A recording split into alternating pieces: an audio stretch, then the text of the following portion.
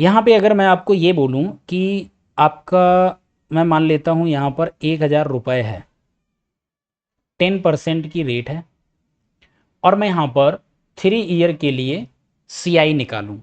ध्यान से समझना जो मैं यहाँ पे समझाना चाहता हूँ। तो यहाँ पर क्या करते, पहले साल आपको कितना मिलता, 100 रुपये। दूसरे साल आपको कितना मिलता, 100 प्लस इसका 10%। और तीसरे साल जाते तो आपको ये 100 मिलता, ये 10 मिलता, यहाँ पे 10 मिलता, और यहाँ पे 1 रुपये मिलता।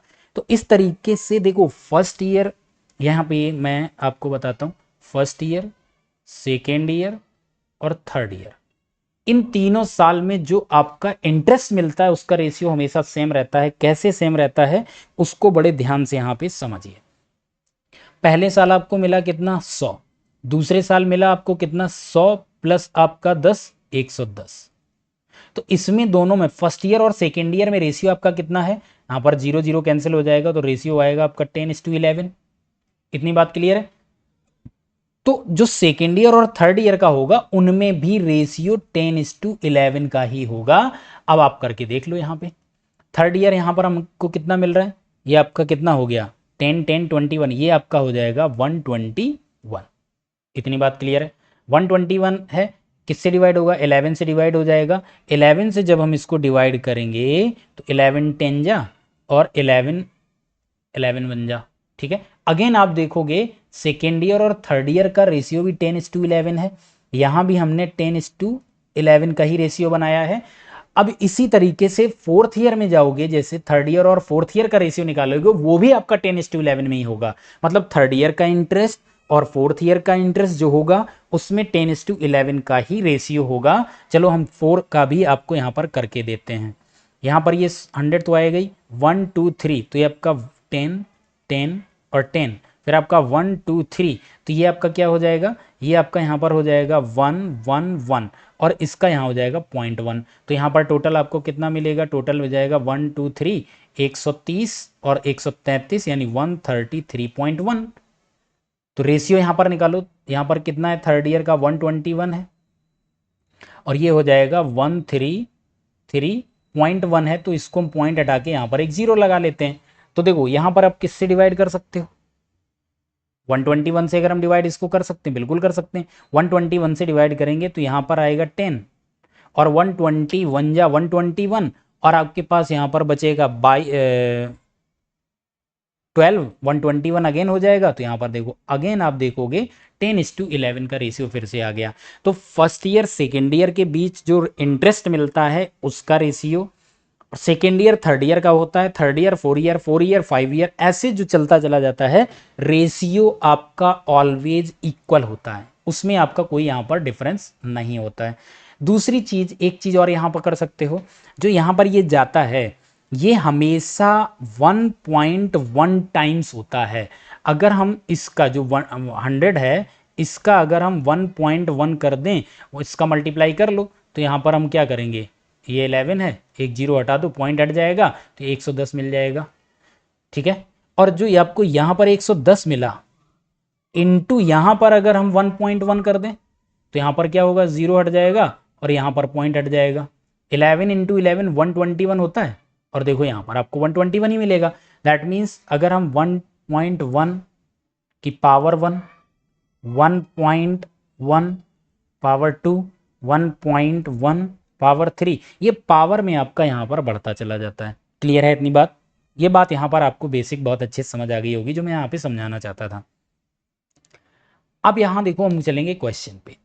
क्वेश्चन पे अगर हम यहाँ पर जाएंगे तो एक चीज यहाँ पर और समझेंगे यहाँ पे। एक्चुअली यहाँ पर जो चल रहा था वो हमने यहाँ पर क्या बताया था, 1.1, पावर 1 लगाओ चाहे ना लगाओ, फिर यहाँ पर 1.1 की पावर 2, 1.1 की पावर 3, 1.1 की पावर 4। तो ये अगर देखो तो एपी और जीपी होता है ना, तो जीपी यहाँ पर जो क्या है, जो आपका सीआई होता है, सीआई का रेट जो लगता है वो एक तरीके से जीपी में होता है। ठीक है। वो उसी तरीके से उसी रेशियो में बढ़ता चला जाता है, जैसे कि मैंने रेशियो वहां पर बताया था 10:11। तो अगेन यहाँ पर ये आपका 10:11 हो जाएगा। तो अब आप यहाँ पर रेशियो अगर देखोगे तो ये 10 10 जा 100, ये आपका 1 1 10 आएगा, ये 121 होगा। ठीक है, तो ये आपका इस तरीके से बढ़ता ही जाएगा। वही चीज़ यहाँ पे आपको करनी और समझनी है। तो अब ये जीपी आ गया, तो जीपी में देखो यहाँ पर आपको एक्चुअली जो दिया गया है वो आपको दिया गया है सेकेंड ईयर और 4 ईयर का दिया गया और थर्ड ईयर का पूछा गया। मतलब सेकेंड ईयर को अगर हम एक्स मान लें, वाई हम मान लेते हैं थर्ड ईयर, और जेड हम मान लेते हैं 4 ईयर, तो ये आपका क्या है, मिड वैल्यू ही तो है। तो अभी अभी हमने यहाँ पर क्या निकाला था, यहाँ पर मान लेते हैं सेकेंड ईयर का आपका 100 है, ठीक है, और थर्ड ईयर का आपने निकाला था 121 है, और आपको बीच की वैल्यू निकालनी है। तो इसके लिए आपको यहाँ पर क्या करना पड़ेगा, यहाँ पर आपको y की वैल्यू निकालनी पड़ेगी। तो रेशियो हमने बताया था इक्वल होता है।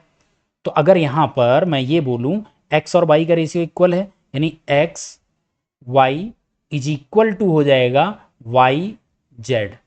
इतनी बात क्लियर है। क्रॉस मल्टीप्लाई अगर हम करेंगे तो ये क्या बन जाएगा, y square is equal to आपका बन जाएगा, ये आपका क्या हो जाएगा, एक्स और जेड का मल्टीप्लाई हो जाएगा। ठीक है, एक्स इंटू जेड हो जाएगा, इसका मल्टीप्लाई इसका। अब हम यहाँ से अगर स्क्वायर हटा दें तो यहाँ पर क्या लग जाएगा, रूट लग जाएगा। तो वाई की वैल्यू यहाँ पर क्या आ जाएगी, रूट एक्स जेड। इतनी बात यहाँ पर क्लियर हुई होगी। इसको बहुत अच्छे से नोट कर लो, बहुत अच्छे से इसको समझ लो। अगर ये बात आपको समझ आ गई तो जो इस टाइप के क्वेश्चन पूछे जाएंगे कभी भी छोड़ के नहीं आओगे। बस इसको याद रखना, ये हमने कहाँ से निकाला, कैसे बताया, रेशियो और ये सब कुछ मिला करके यही चीज़ आपकी हमेशा आएगी। क्लियर है बात। वो चाहे आपका दूसरे और चौथे साल का हो, वो चाहे आपका चौथे और छठे साल का हो, पांचवें साल का पूछ रहा हो, तब भी यही चीज़ कर देंगे। दैट मीन्स मिड वैल्यू आप यहाँ पर फाइंड कर जाओगे। इतनी बात क्लियर हो गई होगी। अगर ये बात यहाँ पर आपको क्लियर है अच्छे से, तो अब देखो यहीं पे हम लगा देते हैं। यहाँ पर हम क्या मान लेते हैं, ये x है, ठीक है, और ये आपका y है चौथे साल का, सॉरी y तो हमें निकालना है बीच में थर्ड ईयर, और ये z हो जाएगा। तो यहाँ पर y इज इक्वल टू क्या हो जाएगा, y इज इक्वल टू होगा रूट में आपका x की वैल्यू कितनी है 320 इंटू जेड की वैल्यू कितनी हो जाएगी यहाँ पर 2000। ठीक है, तो ये 30 ये हो जाएगा y is equals to 32 two जा 64 हो जाएगा, इंटू एक जीरो ये 3 जीरो ये आपका 10,000 बन जाएगा। अब हम y को यहाँ बाहर निकालेंगे तो ये किसका स्क्वायर रूट होता है 8 का, इंटू 10,000 किसका होता है 100 का होता है। तो y की वैल्यू यहाँ से कितनी निकल के आ जाएगी, यहाँ से आ जाएगी 800। ऑप्शन नंबर यहाँ पे बी करेक्ट हो जाएगा।